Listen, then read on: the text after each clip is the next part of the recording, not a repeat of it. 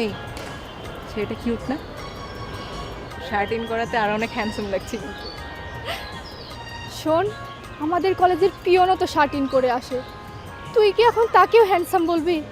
Shirt in করা ছেলেরা বোঝে লাইফে ডিসিপ্লিন কি, আর ঠিকমতো বোতাম লাগাতে পারা মানে সে রেসপন্সিবল। বোতাম লাগাতে পারা রেসপন্সিবল না, ওটা বোরিং।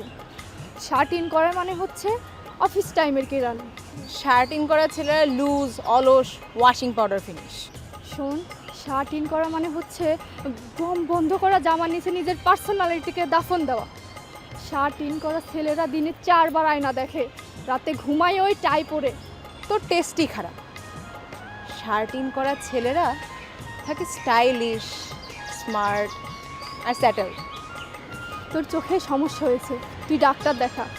শার্ট ইন ছাড়া মানে হচ্ছে সোয়াগ, অ্যাটিটিউড, রিয়েলিটি চেক। তুই চুপ কর। তোর সঙ্গে আমি এই ব্যাপারে আর একটা কথা বলতে চাই না, তুই যা।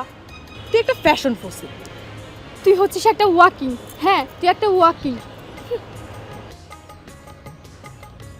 বন্ধু, মেয়েদের না টপ আর জিন্সে একটা আলাদা ভাইব দেয়। হাফাতা, স্নিকার, ব্যাকপ্যাক, পুরো এই যেন একটা নেটফ্লিক্স। আরে বেটা, বিয়ের পাত্রী দেখতে যা, দেখবি শাড়িতে মেয়েরা হচ্ছে জান্নাত।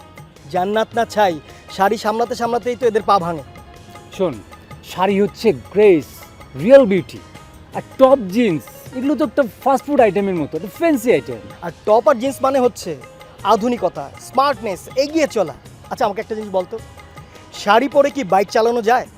এ বেটা, শাড়ি পরে কেন বাইক চালাতে হবে? হ্যাঁ শোন, একবার ভেবে দেখ যে নারী শাড়িতে রিক্সায় করে যাচ্ছে স্লো মোশনে, ও বাতাসে নারীর শাড়ির আঁচল উঠছে, চুলগুলো উঠছে, ও মাইন্ড ব্লোয়িং। তুই না পুরোনো দিনের একটা দাগি কয়াদি। আর তুই তুই হচ্ছিস একটা অসুস্থ মানুষ। এই নিজের শেকড়কে ভুলে যায় এভাবে? শোন, টপ আর জিন্স মানে কি জানিস? গতি।